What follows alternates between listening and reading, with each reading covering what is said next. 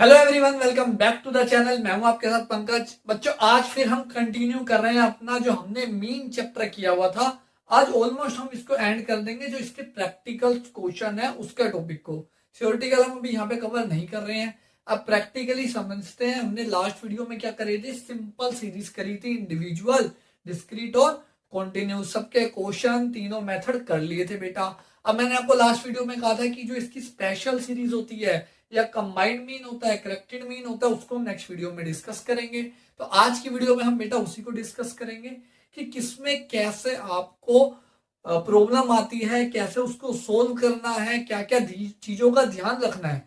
कुछ क्वेश्चंस करेंगे, साथ साथ में मतलब एग्जांपल सोल्व करेंगे, और कुछ का सिर्फ टॉपिक समझेंगे कि जिनका सिर्फ टॉपिक ही समझना है, बाकी वो नॉर्मल तरीके से ही हो जाता है। तो करते हैं फिर स्टार्ट बेटा जल्दी से। और जिन्होंने पहले की वीडियो नहीं देखी है, बेसिक क्लियर नहीं है, तो वो डिस्क्रिप्शन में चले जाना, ताकि उनको तीनों मेथड तो समझ आ जाए कि डायरेक्ट मेथड क्या है, शॉर्टकट मेथड क्या है, या फिर स्टेप डेविएशन मेथड क्या होता है बेटा। तो आओ फिर करते हैं दोस्तों जल्दी से स्टार्ट। तो देखो बेटा, आप ध्यान से समझना, बिल्कुल पेन, रजिस्टर, नोटबुक लेके बैठना साथ में, क्योंकि ये प्रैक्टिकल चीज है। ये आपको सिर्फ देखने से नहीं आएगी। ये माइक्रो नहीं है कि जो आप डिमांड है कि हाँ भाई कॉन्सेप्ट समझ के कर लोगे। यहाँ पे जब तक पेन नहीं उठाओगे, स्टेप बाय स्टेप नहीं सीखोगे बेटा, समझ में नहीं आएगा। ध्यान से समझना। स्पेशल सीरीज में हम पहली जो सीरीज कर रहे हैं वो है क्यूमुलेटिव सीरीज। क्यूमुलेटिव का मतलब क्या होता है, आप सबने सीएफ बनाना सीखा था, 10th में भी सीखा था। सीएफ कैसे बनती थी, फ्रीक्वेंसी को ऐड करते जाते थे, एडिशन करते जाते थे, तो सीएफ आती थी। सीएफ की फुल फॉर्म में यही थी, क्यूमुलेटिव फ्रीक्वेंसी। तो क्यूमुलेटिव का मतलब होता है टोटल या एडिशन, जिसमें टोटल कितने नंबर्स हैं, कितनी फ्रीक्वेंसी है, वो जुड़ी हुई है। ध्यान से समझना कैसे। अब इसमें दो तरह की होती है, एक लेस देन, एक मोर देन। तो पहले हम कर रहे हैं लेस देन वाली सीरीज, ठीक है। अब क्वेश्चन को समझना है कि क्वेश्चन बोल क्या रहा है। आप क्वेश्चन नहीं समझते हो, इसलिए आपको ये लगता है यार ये कहाँ काम आएगा, ये तो कहीं रियल लाइफ में काम ही नहीं आना, या फिर इसको क्यों कर रहे हैं। ध्यान से समझना, ये आपको प्रॉफिट दे रखा है, और ये प्रॉफिट दे रखा है करोड़ में, ठीक है। और ये आपको नंबर ऑफ कंपनीज दे रखी है। अब ये जो लिखा हुआ है लेस देन 20, मतलब 20 करोड़, इसका क्या मतलब है, ये बता रहा है कि ऐसी कंपनीज जिनका 20 करोड़ से कम प्रॉफिट है, वो कितनी है बेटा, 5, ठीक है। आगे बोला लेस देन 30, मतलब ऐसी कंपनीज जो 30 करोड़ से कम प्रॉफिट कमा रही है, वो कितनी है, 22। इतना समझ आया पहले कि इसका मतलब क्या है। अब ध्यान से समझो कि क्या मुझे एक क्वेश्चन का जवाब दो कि ये जो 20 22 दे रखी है, 22 आपको जो कंपनीज दे रखी है, क्या उसके अंदर ये 5 वाली भी इंक्लूड है या नहीं है। ध्यान से समझना। मैंने आपको बोला कि भाई मेरे देश में जो 20 करोड़ से कम पैसा कमाती है ना कंपनीज, वो है 5। वो जो 30 करोड़ से कम कमाती है वो टोटल 22 है। तो भाई इस 22 के अंदर ये 5 वाली भी इंक्लूड ही होगी ना। अगर आपसे मैं ये पूछूं कि ऐसी कंपनीज बताओ जो 20 करोड़ से ज्यादा और 30 करोड़ तक कमाती है, तो आपको ये 5 हटाने पड़ेंगे ना, क्योंकि ये 5 वो है जो 20 करोड़ से कम कमा रही है। तो आप कैसे निकालोगे, इस 22 में से 5 माइनस करोगे तो 17 नंबर आएगा। 17 कंपनीज आएंगी जो 20 से 30 करोड़ के बीच में कमा रही है। तो अब देखो, पहले हमें इस लेस देन वाली जो ये सीरीज दे रखी है, इसे नॉर्मल सीरीज में बनाना पड़ेगा। मतलब हमें दोबारा कैलकुलेट करना पड़ेगा एक्स। देखो यहाँ पे कितने कितने का गैप है, 10 10 का गैप है। तो जो ये पहली सीरीज होगी इसमें भी 10 का गैप होगा, मतलब 10 से 20, 20 से 30, ये ऐसे आपका चलता रहेगा जब तक लास्ट इंटरवल नहीं आ जाता। हाँ, अब ये हो गई नॉर्मल सीरीज। अब इसका क्या मतलब है कि 10 करोड़ से 20 करोड़ प्रॉफिट कमाने वाली कंपनीज टोटल कितनी है, नंबर ऑफ कंपनीज कितनी है, 5। और 20 करोड़ से 30 करोड़ कमाने वाली कितनी है, 17। अभी मैंने समझाया 17 कैसे आया, क्योंकि इस 22 में तो 5 वो भी हैं जो 20 करोड़ से कम कमा रही है, लेकिन मेरे को वो नंबर चाहिए जो सिर्फ 20 से 30 वाले हैं बेटा। अब ऐसे ही 30 से 40, ध्यान से सुनना, 30 से 40, तो मैं क्या करूंगा, इस 48 में से इस 22 को माइनस कर दूंगा, आ गया 26। कि 26 कंपनियां ऐसी हैं जो 30 से 40 करोड़ के बीच में कमाती है। फिर इसमें इसमें से माइनस कर दूंगा। बस आपने ये माइनस करते हुए जाना है और आपका आंसर आता रहेगा। ये आ गई मेरी क्या, फ्रीक्वेंसी। ये हो गया एफ मिल गया, एक्स मिल गया। अब आपके ऊपर आप कौन सा मेथड अप्लाई करते हो। क्वेश्चन में अगर आपको स्पेशली मेंशन गिवन है कि यही मेथड अप्लाई करना है, डायरेक्ट ही करना है, शॉर्टकट ही करना है, स्टेप डेविएशन ही करना है, तो आपको उसके अकॉर्डिंग चलना पड़ेगा। मैं स्टेप डेविएशन के अकॉर्डिंग चल रहा हूं क्योंकि सारी आपकी बुक्स में मोस्टली स्टेप डेविएशन के अकॉर्डिंग ही है। तो स्टेप डेविएशन का फॉर्मूला क्या था, A plus sigma F D dash upon sigma F into C, ये होता है स्टेप डेविएशन का फॉर्मूला। लास्ट वीडियो में अच्छे से करा था। तो पहले निकालेंगे एम।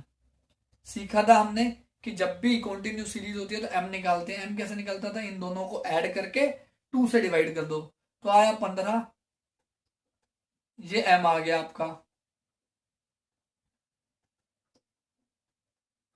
ठीक है, अब पेपर में ना एक एक को डिवाइड करके मत देखना कि इसको ऐड करके 2 से डिवाइड, इसको 2 करके। बेटा जो इनका क्लास का इंटरवल गैप होता है उतना ही मिड वैल्यू में गैप आता है। 10 ऐड कर देना, वही मिड वैल्यू बनेगी। कहीं आप कैलकुलेशन में अपना टाइम खराब कर दो। फिर हम क्या करते थे, ए अज्यूम करते थे। अब मेरी यहाँ पे कैलकुलेशन बच जाए, टाइम बच जाए, इसलिए मैं भी वो ए ले रहा हूँ जो बुक वालों ने लिया हुआ 45। अब हम क्या निकालते थे, डी। डी कैसे निकलेगा, यहाँ पे एक्स में से ए माइनस करके, और जो ये एम होता है ये यहाँ पे एक्स की जगह रिप्लेस हो जाता है, ये हमने सीख लिया है। तो ये आएगा -20, सॉरी ये आएगा -30, ये आएगा -20, ये -10, ये 0, ये 10 और ये 20 आ गया। फिर निकालेंगे डी डैश। क्या निकालेंगे, डी डैश। अब डी डैश कैसे निकलता था, ध्यान से समझो। डी को सी से डिवाइड करते थे। सी क्या होता था, ऐसा नंबर जो इन सबको डिवाइड कर रहा हो इजीली। ठीक है, और ये ना 10 है, ये -10 है, 70 में समझ लेना इसे। ठीक है बेटा, अब देखो 30 को 10 से डिवाइड करोगे, -3, -2, -1, 0, 1 और 2, और लास्ट में करना होता है एफ डी डैश।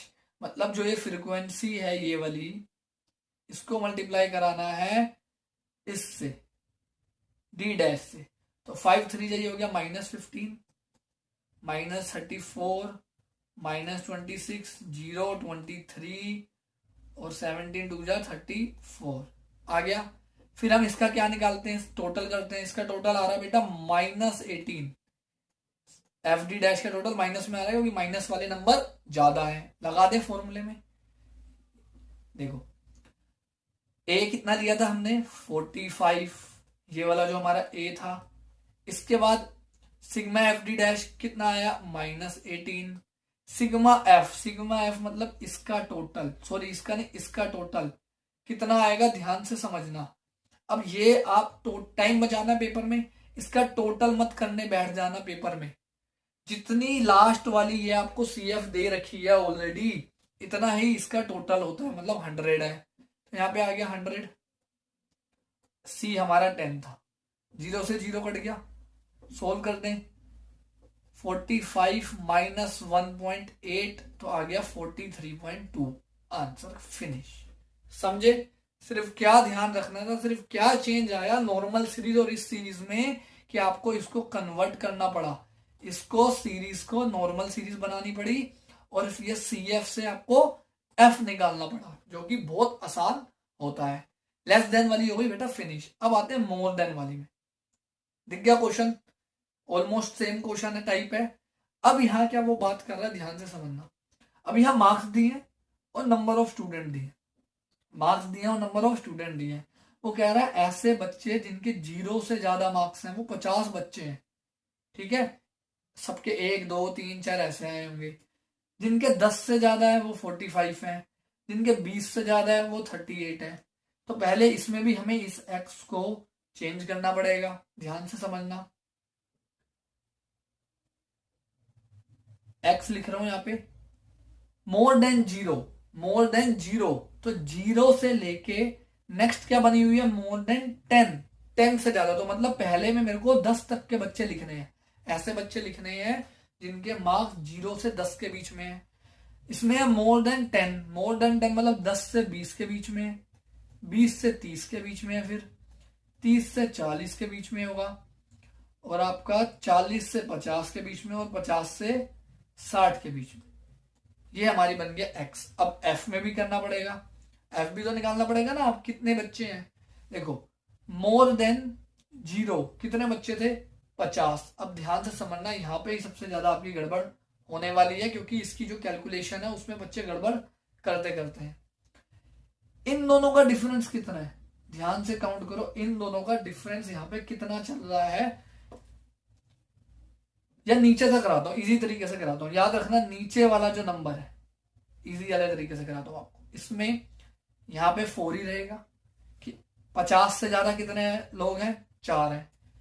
40 से ज्यादा कितने हैं? 10। अब क्या इस 10 के अंदर ये 4 भी इंक्लूड है या नहीं है? बिल्कुल सर इंक्लूड है। मैं आपको बोल रहा हूँ भाई आपकी क्लास में 50 बच्चे हैं, ठीक है, 4 बच्चे ऐसे हैं जिनके 50 से ज्यादा नंबर आए हैं। फॉर एग्जाम्पल 51 आए हैं, 54, 55, 56 ये नंबर आए हैं। फिर मैंने कहा 40 से ज्यादा कितने नंबर आए हैं बच्चों के? वो 10 बच्चे हैं। तो इस 10 में वो 4 भी तो इंक्लूड होंगे ना। बट अगर मुझे सिर्फ ये पता करना है कि 40 से 50 के बीच में कितने नंबर हैं, तो मेरे को उन 4 को हटाना पड़ेगा ना, क्योंकि ये 50 से अबव हो गए। तो मैं क्या करूंगा, इस 10 में से ये नीचे वाला नंबर माइनस कर दूंगा। उसमें ऊपर वाले और होते हैं, नीचे वाला, ये माइनस माइनस करता हुआ जाऊंगा तो मेरा ये आता जाएगा फ्रीक्वेंसी। और एक बार फ्रीक्वेंसी आ गई, फिर ये आपका नॉर्मल क्वेश्चन बन गया। इसमें आपको और कुछ अलग से सीखने की जरूरत नहीं है। आगे आपको एम ही निकालना है। एम कैसे निकलेगा? इन दोनों को ऐड करोगे, 2 से डिवाइड कर दोगे, ठीक है, फिर इन दोनों को ऐड करोगे, वही मैंने आपको बोला था इनके बीच में 10 का डिफरेंस है, तो सब जगह 10 का डिफरेंस लिख दो। फिर अपना वही ए एज्यूम करो, डी निकालो, डी डैश निकालो, मल्टीप्लाई करो, खत्म। सारा खेल है इसको समझने का कि ये कैसे आएगा। 2 बार देखो इसे, वीडियो बैक करके देखो, इसको समझो। बाकी जो स्टेप तो है वो जो आप नॉर्मल सीरीज में कर रहे थे वही है, फिर तो वो नॉर्मल क्वेश्चन ही बन गया बेटा। अब आते हैं देखो नेक्स्ट उसमें, और मैं इसको सोल्व नहीं कर रहा हूं ताकि आपकी वीडियो लंबी ना हो, टाइम ना हो, आप अपने आप करो, बुक से आंसर चेक करो। नेक्स्ट क्वेश्चन है जिसमें मिड वैल्यू गिवन है। इसमें क्या गिवन है आपको? मिड वैल्यू गिवन है। ये नेक्स्ट आपको दे रखा है। अब मिड वैल्यू गिवन है तो अच्छी बात है ना, हमें सीधा एम निकाल के दे दिया, मतलब एक्स निकाल के दे दिया। एफ हमारे पास पहले से ही है, तो इसमें क्या कोई ज्यादा चेंज करना पड़ेगा? नहीं चेंज करना पड़ेगा। अब मैं एक बार क्वेश्चन देख रहा हूं, इसमें जो क्वेश्चन है, हाँ यही वाला है। तो अब आपको नॉर्मल तरीके से कुछ नहीं करना है। इसमें भी बच्चे, ये मैं क्यों करा रहा हूँ, बच्चों ने बुक खोली नहीं होती और ये सीरीज देखी नहीं होती कि ऐसी भी कोई सीरीज है कि मिड वैल्यू गिवन है सर, अब हम क्या करेंगे। उन्होंने बस वो 0 to 5 क्लास इंटर वाला देखा होता। कुछ नहीं करना, ए एज्यूम करना है, ए मिल गया, डी निकाल लोगे, एक्स माइनस ए करके, जैसे 5 में से 25 गए 20, माइनस 10, 25, 10, 20, निकल गया डी।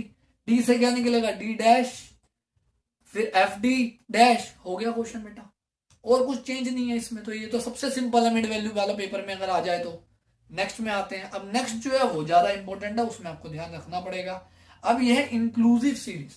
2 तरह की सीरीज आपने पढ़ी थी 10th में, एक इंक्लूसिव, एक एक्सक्लूसिव। तो यहाँ पे आपकी जो है वो है इंक्लूसिव सीरीज। ध्यान से समझना कैसे करना है इसे। अब इसमें आपको निकालनी है दोबारा से मिड वैल्यू। कुछ नहीं है इसमें, कैलकुलेशन इजी है, वो वाली नहीं है जो आप मीडियन या 10th में किया करते थे, वैसे नहीं है इसमें 0.5 माइनस करना पड़ेगा, 0.5 ऐड करना पड़ेगा, कुछ नहीं करना। आपने सिंपली निकालना है कि मिड वैल्यू कितनी आएगी। इन दोनों को ऐड करो और 2 से डिवाइड कर दो तो 54.5 आएगा। अब बताओ मुझे इनमें क्या क्या डिफरेंस है। 10-10 का गैप है ना क्लासेस में, ठीक है। अब कंफ्यूज मत होना, पहले मैंने क्लास का गैप लिया था तो वो 10 का बन रहा था। अब यहाँ पे क्या हो गया सर, ये तो 9 का गैप है। अगर आप इसको कन्वर्ट करते तो ये कितना बनता? ध्यान से समझो, ये कितना बनता? 49.5। यहां से करते हैं, देखो ये क्या बनता? 0.5 और ये बनता 9.5, ठीक है। जो कितना डिफरेंस आ रहा है गैप का वो यहां पे लेके चलना है। 34.5, 24.5, 14.5 और 4.5 मिल गई मिड वैल्यू। इजी हो गया क्वेश्चन, ठीक है। ये नहीं भी करते आप, चलो ये भी मत करो क्योंकि इससे हो सकता है आंसर गलत आ जाए। सिंपल दोनों को जोड़ो, दोनों को ऐड करो और 2 से डिवाइड कर दो, मिड वैल्यू आ गई। अब क्या करना है, मिड वैल्यू मिल गई, ए जूम करो। फ्रीक्वेंसी आपके पास गिवन है 1, 3, 8, 10 कैलकुलेशन देखनी है यहां से बस। फ्रीक्वेंसी गिवन है, ये आपको गिवन है, सब गिवन है, ज्यादा दिमाग नहीं लगाना। जे जितनी भी आज सीरीज करेंगे उसमें दो चीजों में ही बस सीरीज ऐसी थी, एक ये लेस देन और मोर देन और लेस देन थी, जिसमें कैलकुलेशन का ध्यान रखना था। इसके अलावा जो भी सीरीज आ रही है उसमें कुछ आपको कन्वर्ट करने की जरूरत नहीं होती, नॉर्मल तरीके से हो जाता है। फ्रीक्वेंसी आपको गिवन है, डी आपको निकालना सिखा दिया, डी डैश आपको सिखा दिया, निकालो, सोल्व करो और 6 मार्क्स फ्री के ले लो बेटा। बस मैं आपको ये बता रहा हूं कि सीरीज कितने टाइप की होती है और वहां पे आपने क्या ध्यान रखना है। नेक्स्ट आते हैं ओपन एंड सीरीज।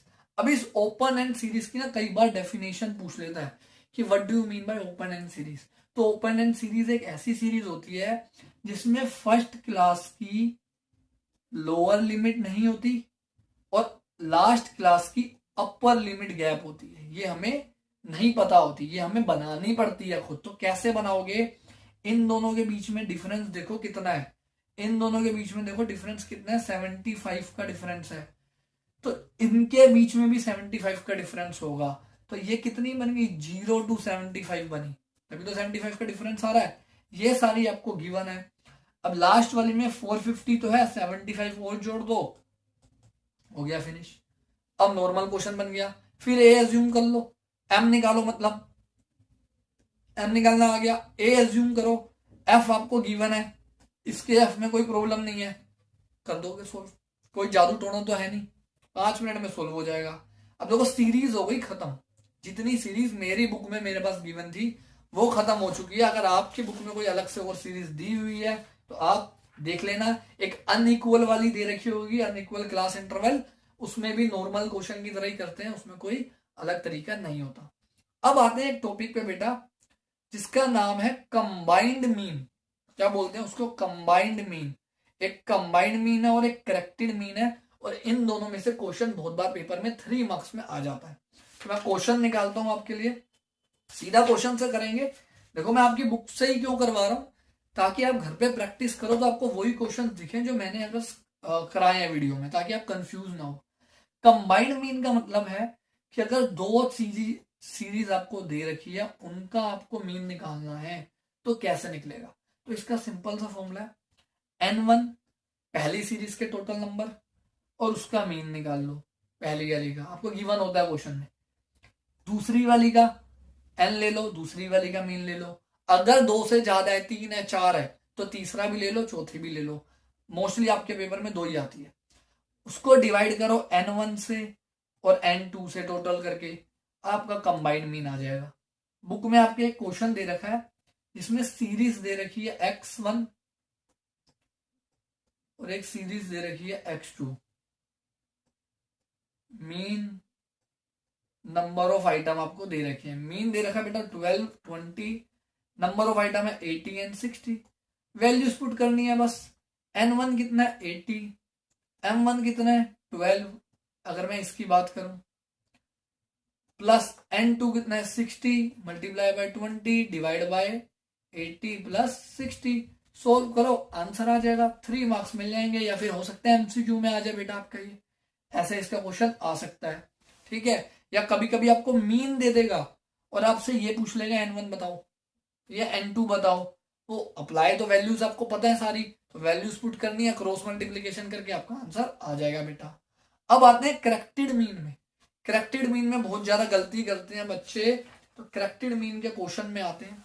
देखो करेक्टेड मीन का मतलब क्या है, पहले हमें इंडिविजुअल सीरीज में ऐसे ऑब्जर्वेशन दे रखी होती है, एक्स दे रखे होते हैं, है ना, ये हमें दिया हुआ है।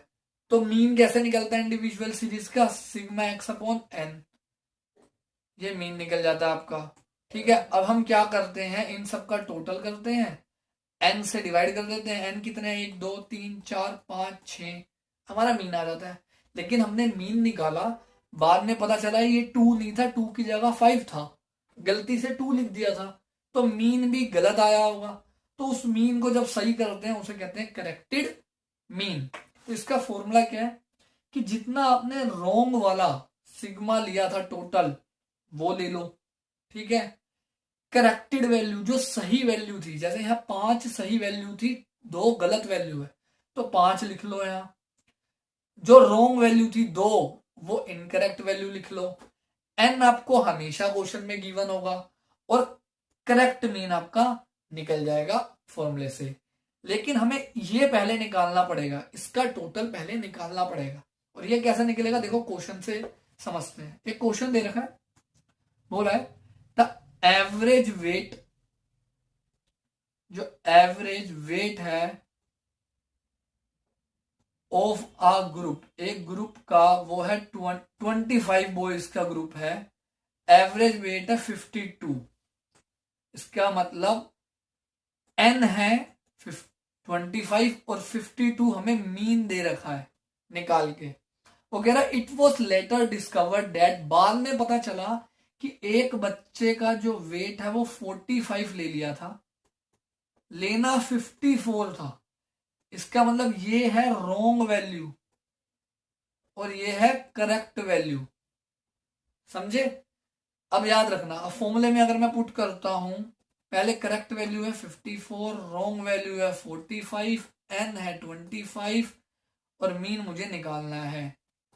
लेकिन मुझे ये नहीं पता कि वो जो 25 बच्चे थे उनका, जब मैंने 25 बच्चों का मीन निकाला होगा तो ये फॉर्मूला लगाया होगा सिग्मा एक्स अपॉन एन, ठीक है। मुझे ये तो पता है 25 है, मुझे ये नहीं पता कि ये कितना है टोटल, लेकिन मुझे मीन पता है 52 है। तो क्या मैं इन दोनों का यूज करके ये निकाल सकता हूं? हाँ सर बिल्कुल निकाल सकता हूं। इसको इससे मल्टीप्लाई करा दूंगा तो क्या आ जाएगा कि सिग्मा एक्स टोटल कितना था, और यहाँ पे क्वेश्चन में 1300 आ रहा है। बस अभी से सोल्व करो, कैलकुलेशन आपके हाथ में है प्रभु, कैलकुलेटर आपको अलाउड नहीं है, आराम से किया करो पेपर में कैलकुलेशन। दोस्त के चक्कर में दोस्त का आंसर इतना आ रहा है, मेरा इतना आ रहा है, गलत मत कर दिया करो अपना, ठीक है। हो गया ये भी खत्म। अब इसमें ऑलमोस्ट सारे टॉपिक आपके खत्म हो चुके हैं जो मोस्टली स्कूलों में करवाए जाते हैं। मिसिंग वैल्यू वाला भी कभी कभी करवाया जाता है, हर स्कूल में करवाया नहीं जाता, वो मैं नहीं करवा रहा हूँ आपको, वो इतना आता नहीं है। अगर आप कमेंट करोगे कि सर करा दो, स्कूल में हमारे करवाया गया है, तो मैं अलग से वीडियो बना दूंगा वेटेड मीन की भी और उसकी भी। लास्ट वीडियो में हमने बेसिक सीखा मीन, इसमें हमने करेक्टेड मीन सीखा, कंबाइंड मीन सीखा, स्पेशल सीरीज सीखी। अब आपकी ड्यूटी है इन सारे स्पेशल सीरीज के क्वेश्चन करो। जब तक क्वेश्चन नहीं करोगे तब तक क्लियरिटी नहीं आएगी और मार्क्स आपके नहीं आएंगे, सिली मिस्टेक कर लोगे। तो ये हो गया हमारा खत्म। इसके बाद जो हम टॉपिक करेंगे वो करेंगे बेटा, एक चैप्टर है कोरिलेशन, वो करेंगे क्योंकि वो छोटा सा टॉपिक है, वो वन शॉट में ही हमारा, वन वीडियो में ही उसके सारे न्यूमेरिकल खत्म हो जाएंगे, लेकिन उसकी थ्योरी भी है तो एक वीडियो में थ्योरी कवर करेंगे। तो मिलते हैं बच्चों नेक्स्ट वीडियो को अच्छे से देखो, नॉलेज दो, ये ग्रेजुएशन में काम आएगी स्टैट्स आपकी, आप बीकॉम करो, सीए करो, सब जगह ये आती है, हालांकि एमबीए में भी आती है। तो आपको ये स्टैटिस्टिक्स अच्छे से सीखनी है। और वीडियो को कमेंट लाइक जरूर करके जाया करो, जितना हो सके शेयर करो। Thank you everyone.